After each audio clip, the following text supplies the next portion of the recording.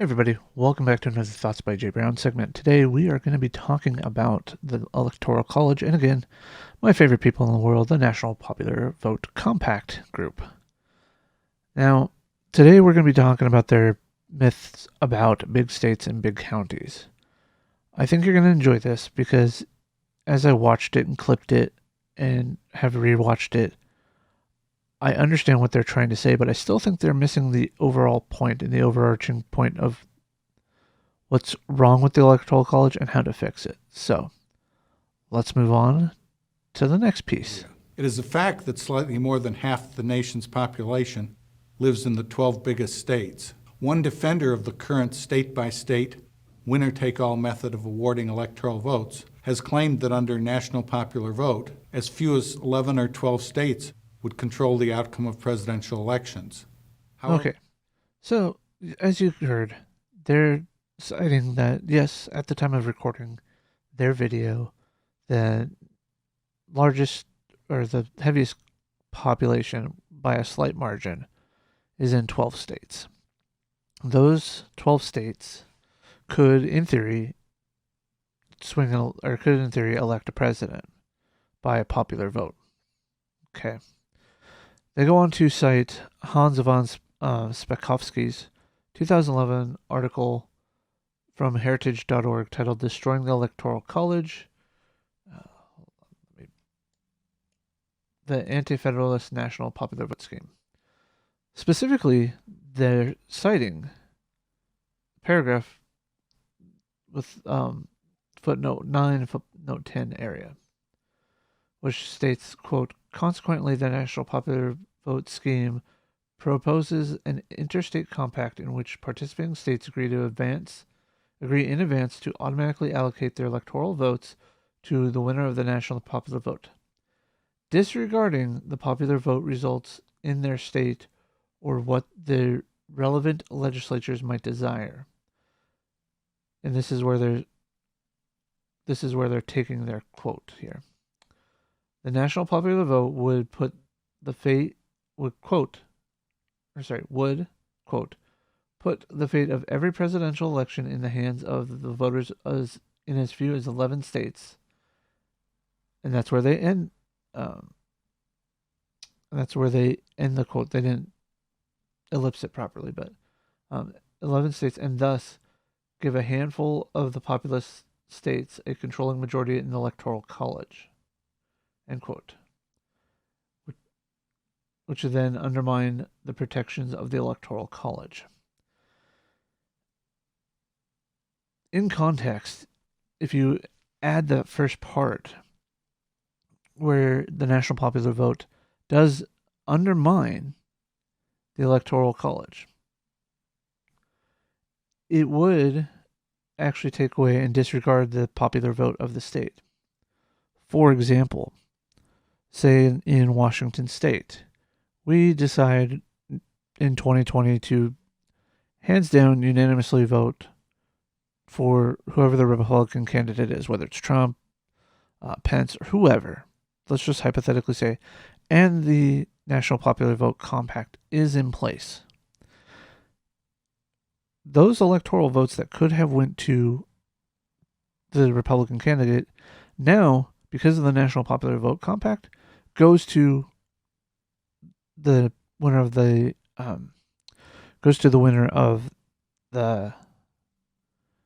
popular vote. Sorry.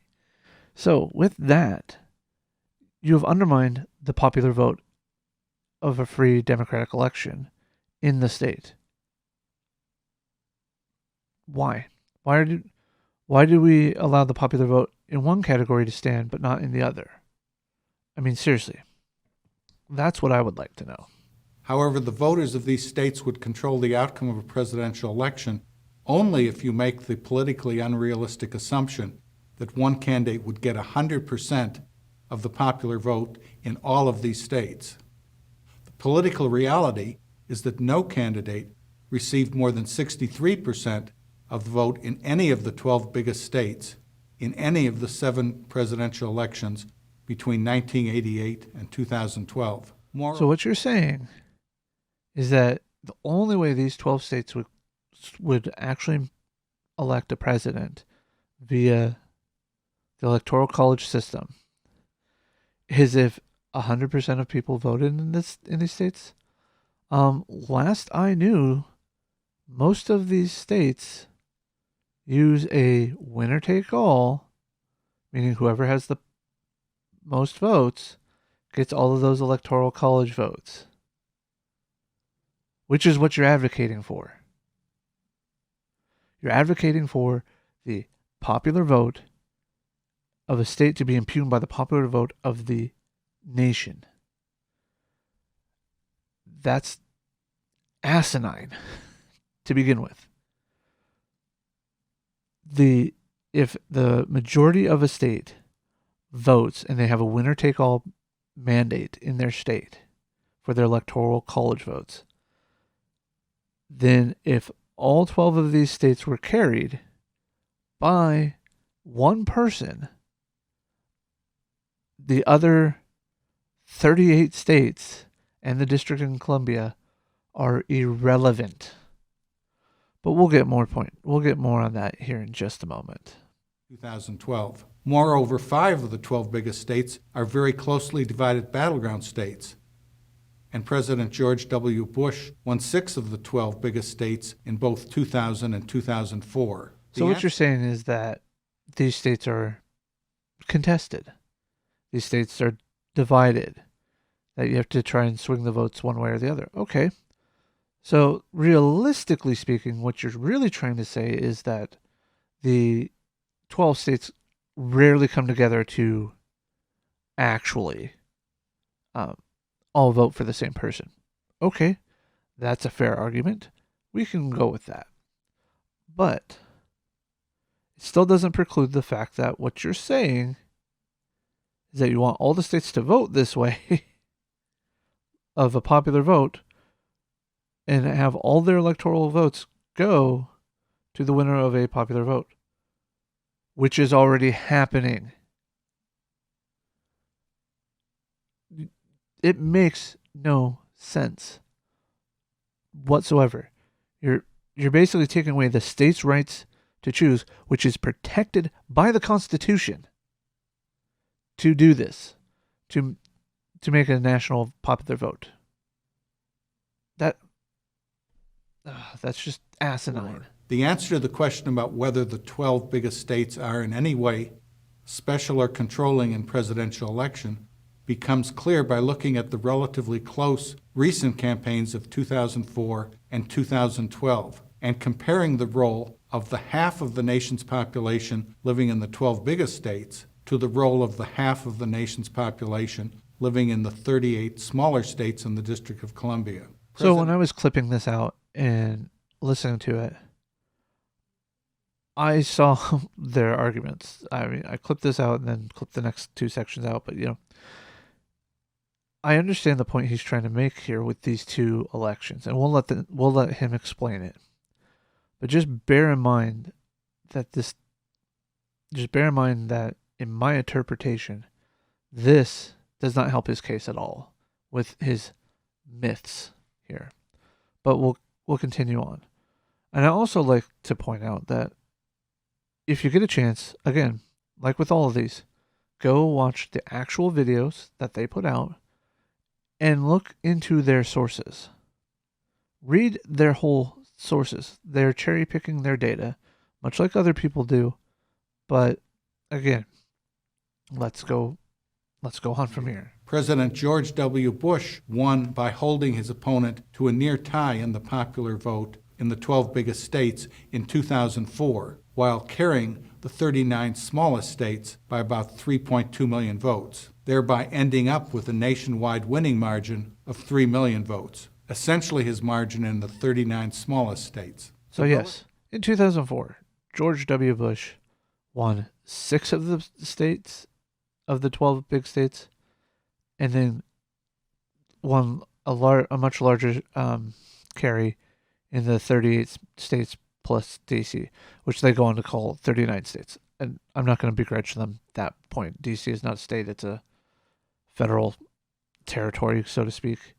But again, I'll call it 39 states from here on out.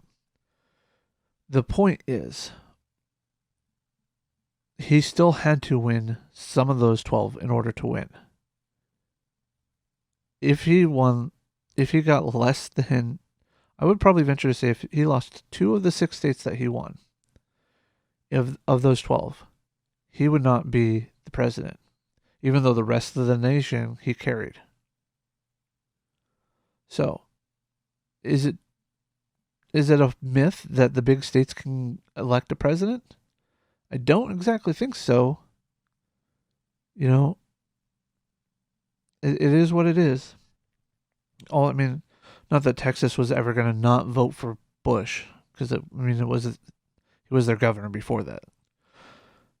But venture to say that if Texas flipped, and maybe even Florida flipped on him, he would not have won a second term. So, going on to the next section. The relatively close 2012 election was almost a mirror image of 2004.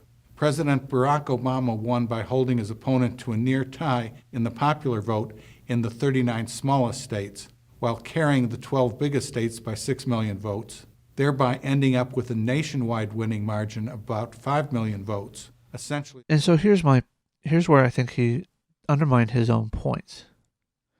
Obama carried in 2012 a larger section of the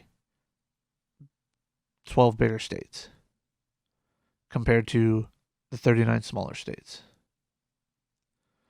So, if that's the case, winning the 12 bigger states and a few of the smaller states wins you the election of the presidency under the current system. Now, if we want to try and make this more fair, if we want to try and make it more equitable, maybe we should do what Maine and Nebraska do. And I've said this in the past couple videos. It is not, how do I want to put this? It is not an issue of popular vote electing the president. I honestly, truly, firmly believe that we should not elect based upon popular vote. Because all it takes is for one party to gain the majority, and then they can control everything.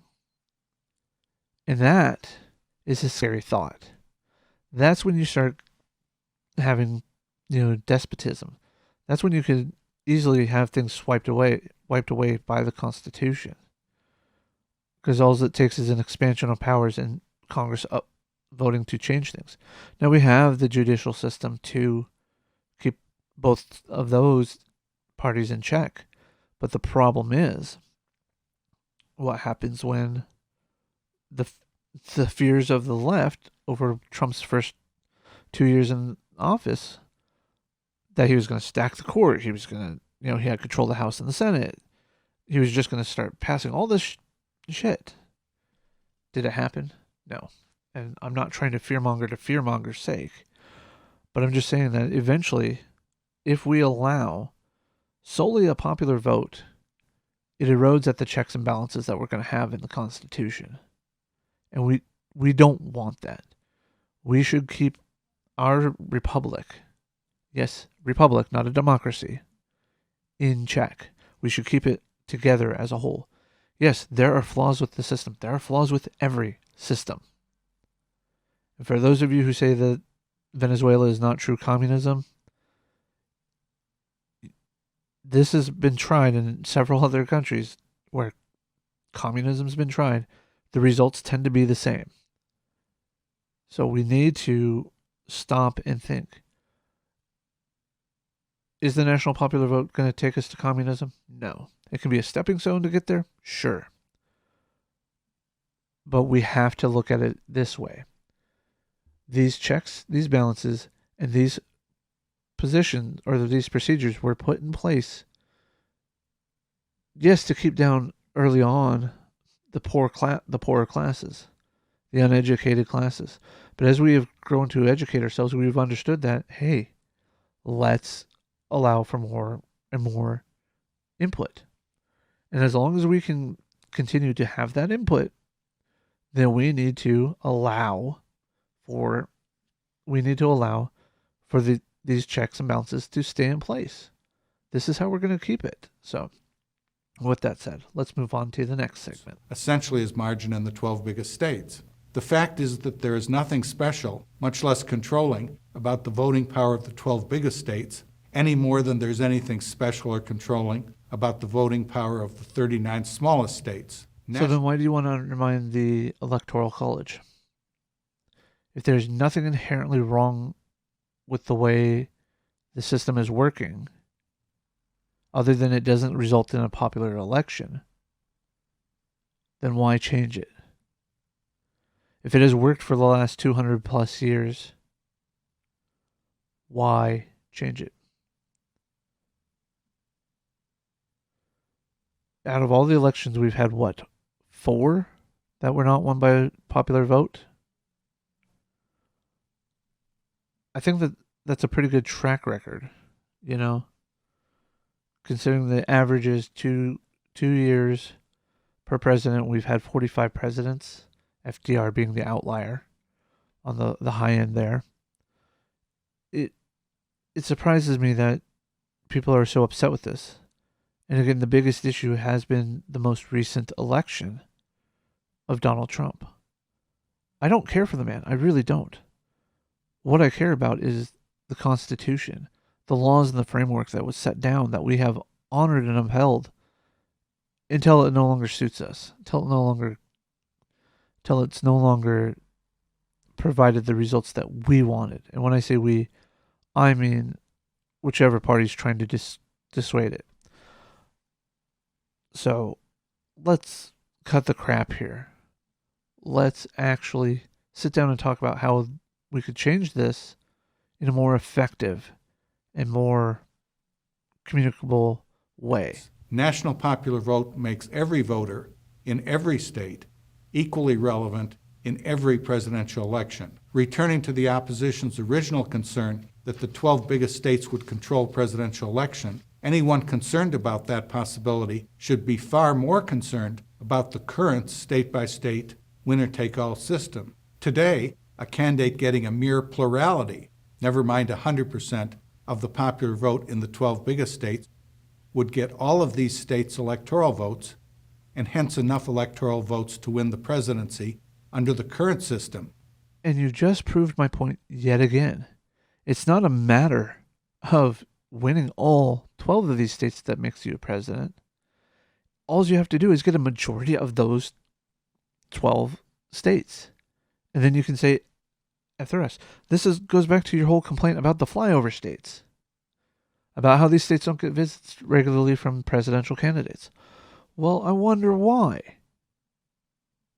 Why are you going to focus your attention on states that either you know you're going to have or you're not going to have, and go to the swing states of these 12 largest states and try and get your majority that way? That is sound political strategy. But your issue is not that they're winning it fair and square through political strategy. Your issue is that I didn't get what I wanted because the popular vote said this. I'm sorry. This isn't an issue of popular vote. What your issue is with the Electoral College system is allowing each state to choose based upon its self-determination. And then most of the states have chosen to do a winner-take-all, i.e. a popular vote. Your issue is not that the popular vote isn't being utilized. Your issue is that it's not being utilized on a national level. How about we go, like I've said in about the last 2 videos, the video before this and this one, let's go to the Nebraska and Maine idea, where you have to win each electoral vote on its own. How about we do that? Would that satisfy your issues with the Electoral College there? Supporters of the National Popular Vote Compact? I highly doubt it, but I bet you that's a better compromise than what you're proposing here. So, let's move on to the next segment. In other words, a candidate could win the presidency today with about a quarter of the national popular vote, merely by getting 51% of the popular vote in the 12 biggest states. The opposition's claim about big states overlooks the political reality that the United States is an evenly divided country politically, that has cast, over time, almost exactly as many votes for Democrats as Republicans. So again, your issue is that the president could be won by 11 to 12 states based on their popular vote rather than the national popular vote. So you want to swap one popular vote for another popular vote. That is the essence of your argument. And I know I've repeated that ad nauseum here, but you're not making a well-reasoned argument in this case, in my opinion. The Electoral College, flawed for what it is a better choice than allowing the outer edges of the country where you have a larger one-party hold as of right now. See the map that I'm showing here. Then having a candidate that brings the country together. Again, see this image right here. This shows the last several elections from 2016 to 1972. The big areas where you had red are because those candidates were able to bring the nation together. We haven't had that candidate in quite some time. If politicians and your presidential candidates would, instead of trying to appeal to fringe groups, care about the core populace of the nation, the moderates, you would have a better chance of winning a larger population. You would have a better chance of having a candidate dominate with a national popular vote and getting the electoral votes in the current winner-take-all system. So what do we need to do to balance that out? What do we need to do to fix this? I'll tell you what, it's not this compact.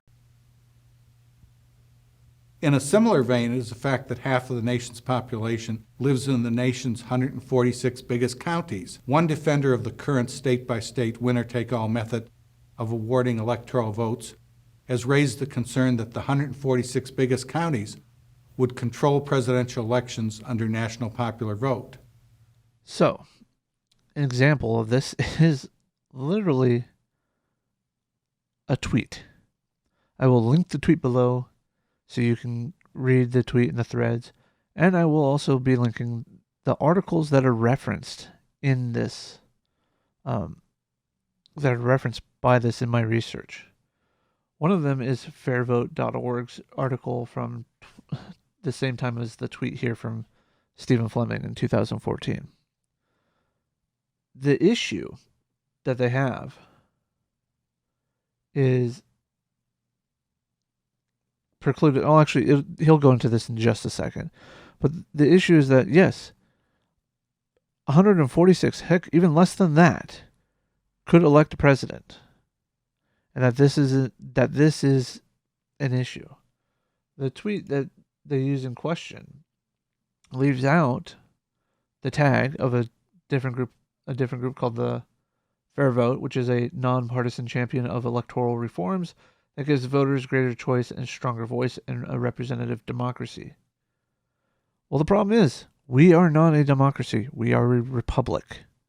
A democratic republic that allows us to use democratic processes, but not a solely purely democratic system. And that's the way it should be.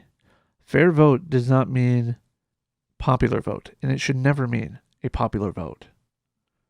But the thing about this tweet is it has a picture that does not come up, that it's been removed. That's kind of awkward. Why would we not want to see that? Well, I guess we'll figure that out. This concern, like the one based on the 12 biggest states, is based on the politically unrealistic assumption that a candidate would get 100% of the popular vote in all 146 of the biggest counties, and therefore not need any votes from any of the country's remaining counties. In fact,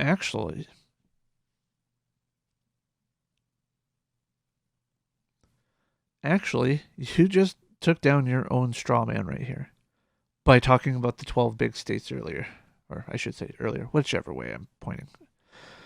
The point is, you don't have to win a popular vote in all of the most populous counties to win them. You don't have to get 100%. You just have to win the popular vote in the current winner-take-all system. Washington State is notoriously blue, which is where I live.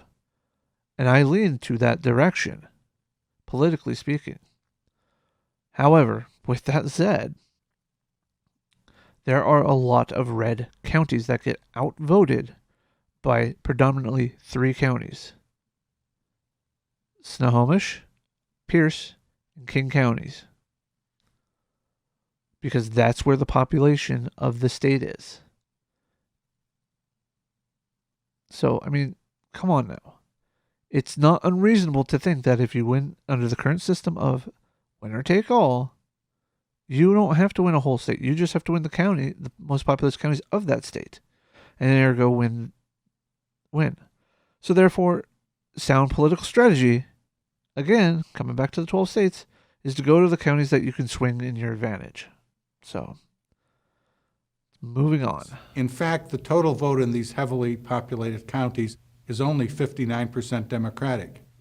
Anyone sharing Stephen Fleming's concern should be even more concerned about the current state-by-state winner-take-all system, because a candidate getting 100% of the popular vote in the 60 counties on this map would carry the statewide popular vote in all the states containing those counties, and thereby win all of the electoral votes from those states, and thereby win the presidency. And there you go, undermining your own issue again. Your issue is not that it's a popular vote system. Your issue is that the popular vote is not being proportioned the way you want it to be proportioned. Instead of allowing what the Constitution is a framework for the states to work together, you want to change it from a states allowing to do their own thing, to be their own entities, which is what they are, to being just one giant, massive state. What the actual F? I mean, honestly, we have to as a society come to see what the National Popular Vote Compact is. It is subterfuge and a way of I can't even speak today. A way of obstructing the actual procedures and practices in place. They want to change the way that we elect our president by abolishing the Electoral College in all but name. The Electoral College will still be there. You'll still have to win 270 electoral votes, but it will only go to the person who wins the popular vote. So, how is that not undermining the principle? How is that not changing the Constitution without going through the constitutional process of change?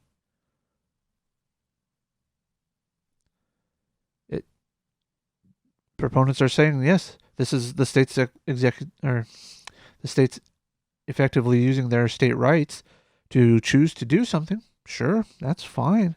But the problem is that it undermines the rest of the states that don't want to be a part of this, in the sense that they have no recourse against it at all. So, let's move on to the last clip here. Because the states containing the 60 counties have a majority of the electoral votes. The fact is there's nothing special, much less controlling, about the voting power of the 146 biggest counties, any more than there's anything special or controlling about the voting power of the remaining counties. National popular vote makes every voter in every state equally relevant in every presidential election. Not really. It does not make every voter relevant. Because again, you have to go back to all it takes is those 60 counties Those 60 counties outweigh the vast majority of the rest of the counties. So, what do we do to solve that? That's the ultimate question. And a national popular vote is not going to do that. It may sound pretty. It may sound like, oh, I'm being empowered, when you're really not. You're being consolidated down to one number. You're being consolidated down to a meaningless number. Because if you were part of the, let's just use an arbitrary number of 46 million voters that vote for one president, and then voter number 46,000,001 votes for the other guy, and it's an even split. Other than that, well, guess what? The other president wins. Now the rest of those 46 million people that voted the other way are irrelevant. This allows for the states to, the current electoral college system allows for the states to choose and elect based upon their state's population. Again, via a popular vote. What you're wanting to do is just elevate that up one level.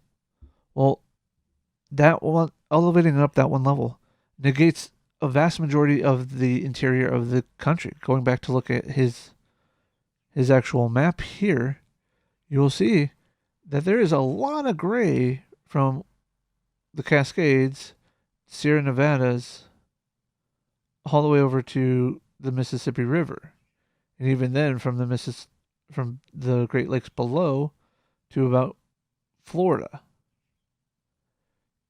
So that, in and of itself, is a good reason why we have an electoral college. It is a very good reason why that states are given the representation that they are given.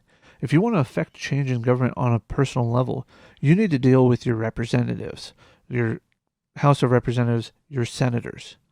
Those are the people who enact the laws against you. They're the ones that make the changes in the laws, not the president. The president signs off to say, yes, we will enforce these laws. That's what the president does. We have, for whatever reason, over the last 100 years, actually last 120 years, have given the president much more power than he probably deserves. One of the biggest factors in that is the War Powers Act. I'm recording this on January 10th, 2020. And if you're following the news at this time point, you'll know about the Iranian conflict that we're having right now. There is a vast majority of people that dislike the course of action that President Trump has taken because he doesn't have Congress's approval. Well, guess what? 1973, Congress got rid of that. They have allowed for the president to carry out military actions and then come back and ask for permission. Whose fault is that? That's not the president's fault. That's Congress's fault. And if Congress wants to change that, they need to propose a bill and amend the War Powers Act of 1973. So, I know I've been a bit animated in this because, honestly, the hypocrisy in this is crazy. These people are just wanting to swap one popular vote for another and undermining what our nation has in place rather than going through the proper channels. I hope that if this does get enacted, that the remaining states that voted against this or have abstained from voting on this are taking this to the Supreme Court to challenge it.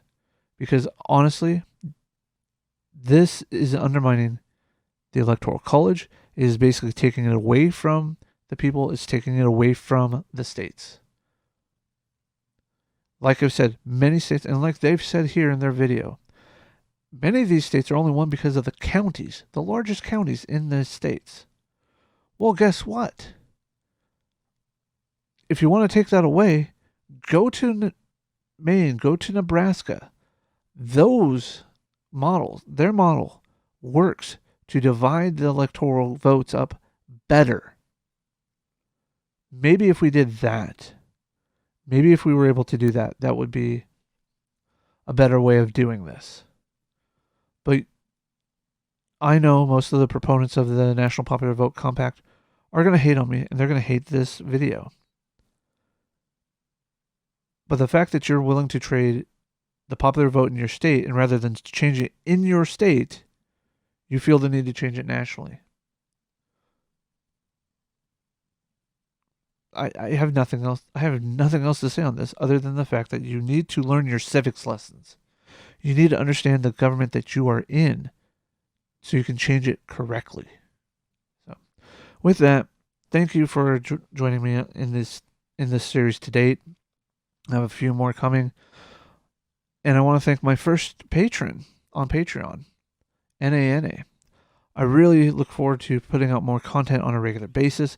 I look forward to doing a lot more work for my patrons. And again, I'm using patrons because I hope to get more from these videos. I hope to get more subscribers from this. I don't want a combative political scene. I want a scene where we are coming together as a nation and solving problems. Let's get the far left out of control of the left side of politics. Well, actually, I should do it over here. Let's get the far left out of the realm of the politics. Let's get the far right out of the realm of the politics and bring it back to the moderate, where we can work for the betterment of everybody and as many people as possible, rather than fringe minority groups.